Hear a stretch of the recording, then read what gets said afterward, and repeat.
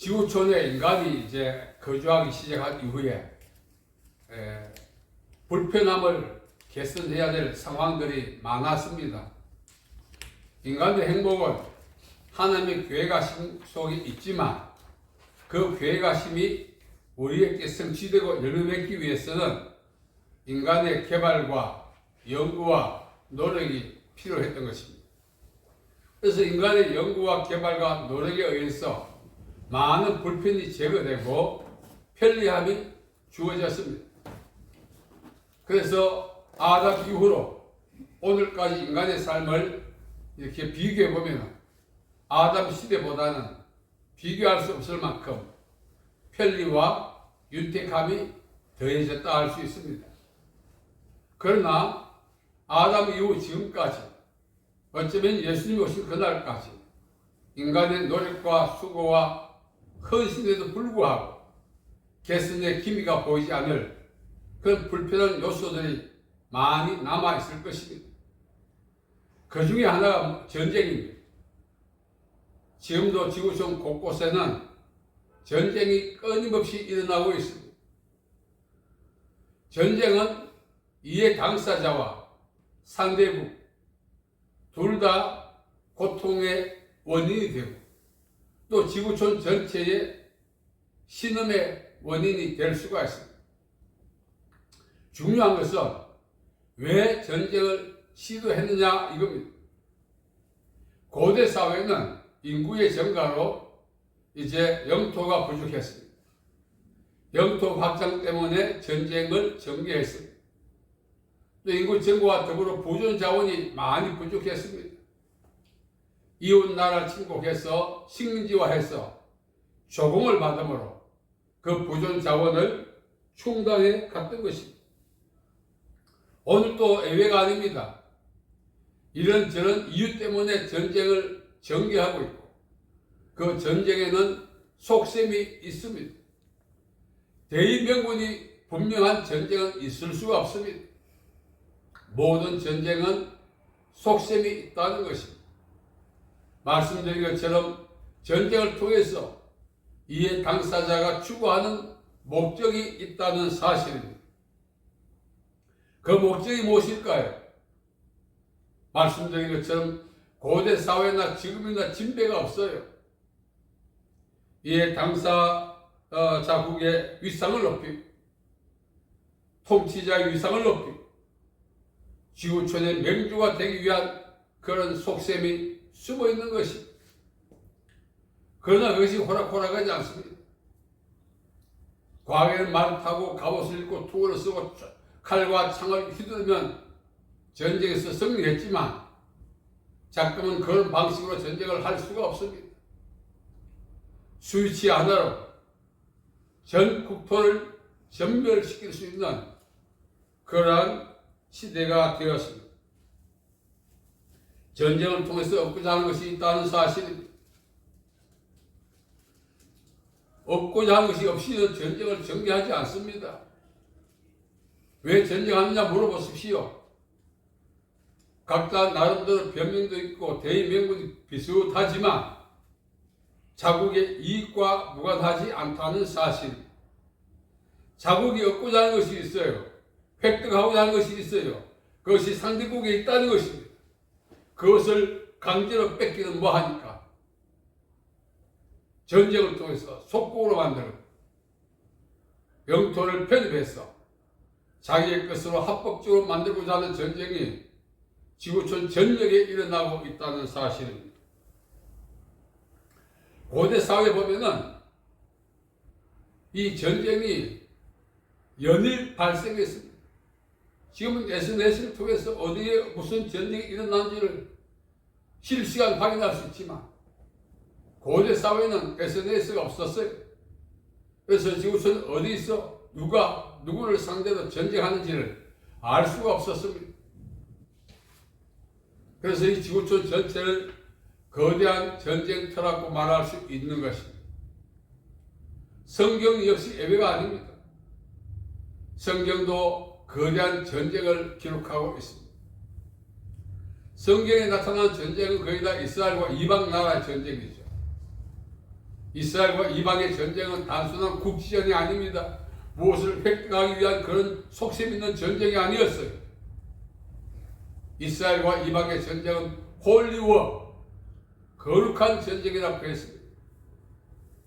왜 그렇게 호칭했을까요? 이스라엘과 이방의 전쟁은 하나님과 우상과의 대리전이었습니다.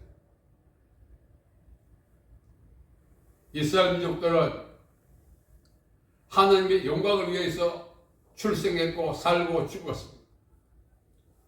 그 대표적 예가 전쟁에 참여하는 것입니다.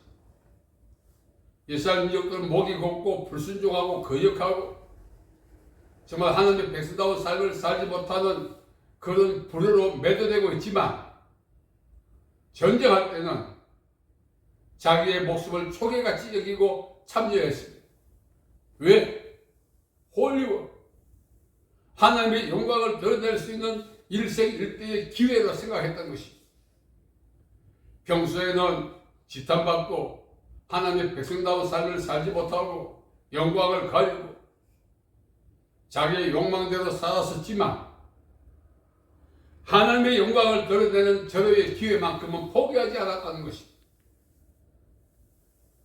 이 전쟁에 참여함으로써 자신들의 정체성, 아브라함의 자손, 선민이라는 사실을 증거했던 것입니다. 그래서 이스라엘 민족들은 전쟁에 참여할 수 있는 연령대가 되면은 너나 할 것 없이 도망다니지 않았습니다.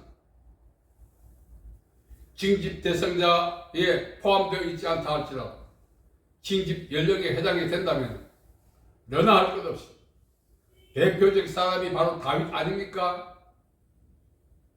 다윗은 사울의 투구와 갑옷을 입히고 창칼 주었지만 몸에 맞지 않았다는 것입니다. 이 말은 다윗의 신체와 사울의 신체 차이를 의미하는 것이 아니라 다윗이 전쟁에 참여할 연령대가 아니었다는 사실입니다. 그럼에도 불구하고 하나님의 성문을 더럽히는 적 골리앗을 어린 다윗은 두고 볼 수가 없었던 거죠. 다윗은 이스라엘 전체의 정서와 여론과 신앙을 대변합니다. 그래서 어린 다윗도 하나님께 헌신할 수 있는 기회를 포기하고 싶지 않았던 것입니다. 그래서 전쟁에 참여하고자 했던 것입니다. 하나님을 위해서 살고 하나님을 위해서 죽는다는 평소에는 생활 태도를 봐서는 그런 모양새를 찾아볼 수 없지만 결정적 순간 내가 하나님을 위해서 살고 하나님을 위해서 죽는다는 호언장담하지 않았지만 전쟁터에 참여함으로써 자신들의 신앙과 자신들의 영적 정체성을 분명히 증거했던 것입니다. 사람의 목숨은 귀합니다. 하나밖에 없습니다. 그럼에도 불구하고 초계와 같이 목숨을 희생하기를 두려워하지 않고 주저하지 않았습니다. 왜? 하나님을 위해서 살고 하나님을 위해서 죽어야 하는 당위성 때문에 그렇습니다. 그래서 이스라엘 백성들은 평소에 볼 때는 저게 하나님의 백성인가? 시중 잡배보다 못한 놈, 이렇게 지탄의 삶을 살았었지만 전쟁 때 홀리워 하나님과 우상과의 대리전일 때는 하나님 편에 서서 하나님의 위대함을 증거하는 일에 합류했다는 것이 얼마나 대단합니까? 저도 이스라엘 백성들 하는 작태를 보면 화가 났어요. 이게 어떻게 하나님의 백성이 할 짓인가? 어떻게 목이 고를 정도로 하나님의 지탄을 받으면서도 돌아설 줄 모르는가? 인간의 그런 감정이 솟구칠 때가 있었습니다. 그러나 전쟁 때 보면은 주저하지 않았습니다. 그래? 하나님을 위해서 헌신할 때 왔다고? 가족의 동의나 개인의 결단이 필요하지 않았습니다. 그냥 전쟁터를 향해 뛰어갔던 것입니다. 말씀드린 것처럼 다윗이 바로 그 대표적인 사람이었던 것입니다. 전쟁에 참여할 연령대가 아니라 할지라도 하나님을 향한 절대 헌신이 어려서부터 쇠마라고 했습니다. 쇠마 교육을 받았지요. 그래서 우리는 하나님의 백성이다. 하나님께서 살아야 된다. 어려서부터 쇠마 교육을 받았어요. 그러니까 절대 절명의 위기가 오지만 이들에게는 위기가 아니었습니다. 오히려 하나님께 헌신할 수 있는 기회였습니다. 전쟁이 두렵지 않았습니다. 그래서 이스라엘 민족들의 사고 속에는 이 전쟁이 하나님이 나를 부르시는 부르심, 소명, 신호 그렇게 간주했다는 것입니다. 상황을 해석하는 능력이 탁월하지 않습니까? 우리는 상황이 힘들면 그냥 움츠러 버립니다. 그 속에 숨어버립니다. 얼마 전에 SNS를 통해서 제가 전달받은 쪽지가 하나 있습니다. 인생의 위기는 더 빛을 찾을 때가 아니고 오직 하늘의 부르심, 하나님의 부르심을 향하여 더 전진할 때 위기는 하나님의 부르심이란 신호고 그 위기는 하나님의 부르심을 향해 나가지 못하게 저지하는 악한 영들의 저항이다. 그 위기만 극복한다면 그 위기 뒤에는 하나님이 예배하시고 디자인하신 복된 삶이 우리에게 예비되어 있다고 했습니다. 가슴이 울림이 오네요. 한 발자국만 더 나간다면 하나님이 예비하신 그 계란막 같은 것을 뚫고 나갈 수 있는데 우리 앞에 있는 시련이나 환란이나 위협이나 모든 고난들은 두께가 두껍지 않습니다. 계란막 같습니다. 그냥 푹 풀어도 뚫어질 것입니다. 그러나 우리는 계란막 같은 것들이 상당히 두껍다고 인식하고 있지 않습니까? 그래서 뚫고 나갈 의지가 없습니다. 주저앉아 버리는 것입니다. 하나님을 원망하지 않습니까? 내가 신앙생활 한 것이 하나님을 위해서 일했는데 여기서 멈춰야 하다니 절망하지 않습니까? 그게 우리의 인식이고 우리 신앙의 본색이에요. 이스라엘 민족은 계란막이 아니라 계란막보다 더 두껍다 할지라도 죽음을 초계와 같이 여기고 그것을 뚫고 나갔다는 것입니다. 오늘 우리에게도 한 번쯤 나의 영적 정체성, 하나님의 자녀라고 하는 그 신분을 드러내야 할 때가 와야 되지 않겠습니까? 지금이 그때 아니겠어요? 저는 인생을 돌아보니 목회한다고 뛰어들었는데 겁없이 뛰어들었고 준비 없이 뛰어들었어요. 돌아보니 하나님의 일터를 완전히 난장판 만들어놨다 싶은 게 요즘 가슴을 칩니다. 하나님의 일터를 잘 개가내고 옥토로 만들어 30배, 60배, 100배 결실하는 옥토를 만들어야 하는데 오히려 옥토를 난장판 만들었으니 황무지를 만들었으니 이거 어디 할까? 괴로운 거예요. 여러분, 이제 우리는 목전의 위기 앞에 하나밖에 없는 생명을 요구하는 그런 전쟁과 같은 위기 앞에서도 주저하지 않고 하나님을 의지하고 용감하게 행해야 할 때가 지금 아니겠어요. 시편 18편 29절에 다윗이 이렇게 말했어요. 내가 적군을 달리고 그 앞에 줄을 어려하고 적군을 달리고 담을 뛰어넘는다 했습니다. 사람이 선천적으로 위축되고 두려움도 있습니다. 그건 감정적인 것입니다. 감정은 변화되게 되어 있어요. 일생 동일한 감정으로 살지 않습니다. 좋을 때도 있고 슬플 때도 있어요. 그러나 한결같은 감정으로 살아가려면 믿음을 가져야 되는 것입니다. 그 믿음의 뿌리가 무엇입니까? 열심히 기도하고 성경 읽고 봉사하고 믿음은 들음으로 난다 했습니다. 들음은 예수 그리스도의 말씀이라 했습니다. 그 말씀의 뿌리가 무엇입니까? 나의 정체성을 아는 것. 예수께서 내 믿음대로 된다 이 말씀은 너의 정체성대로 된다 이렇게 바꿀 수 있어. 내 정체성이 뭐냐 이거예요. 오늘까지 우리가 힘들게 살아왔던 모든 배후에는 나의 정체성이 애매모호했어요. 이스라엘 민족들처럼 전쟁 앞에서 용맹을 발휘하지 못했던 것입니다. 물에 물 탄 듯 뭐에 못 탄 듯 평안할 때나 위기 때나 항상 한결같은 마음, 도피하는 마음, 후퇴하는 마음. 히브리서 10장은 말하지 않습니까? 우리는 뒤로 물러가 치는 데 빠질 자가 아니요 영혼을 구원할 믿음을 가진 자라고 이야기하지 않습니까?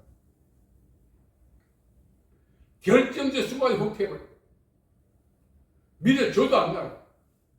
그게 바로 저의 모습이었습니다. 그래서 하나님께서 디자인하신 삶을 살 수 있는 기회가 오늘 이 나이 먹도록 수없이 주어졌는데 단 한 번도 그 기회를 포착하지 못하고 흘러보냈다는 것입니다.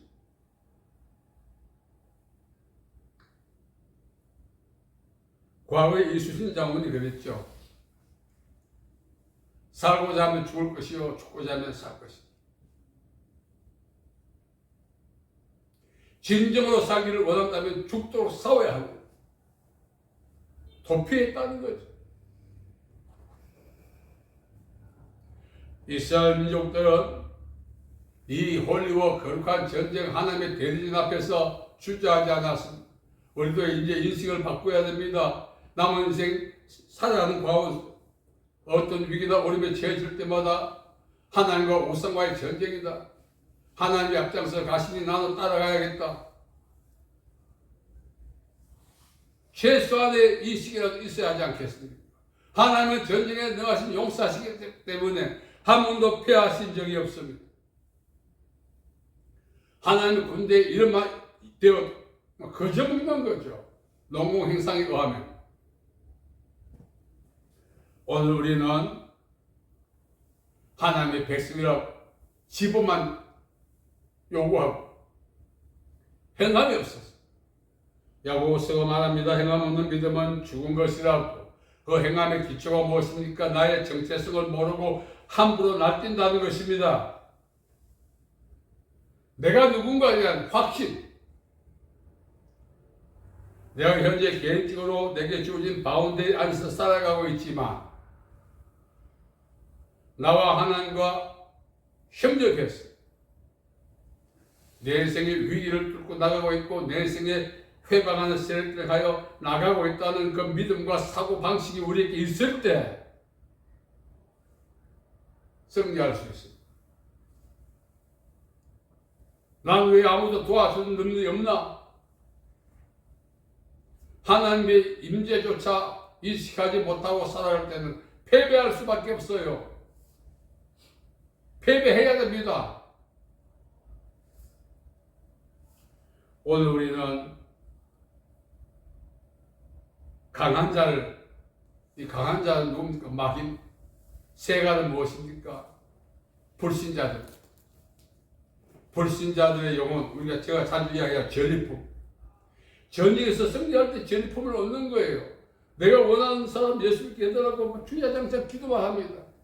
한 번쯤 만나서 예수 믿으라 권고하지 못하고 그가 힘들어하는 일에 동참하게 같이 싸워주지 못하고 주야장창 기도만 합니다. 그게 바로 패배자의 특성이고 근성입니다.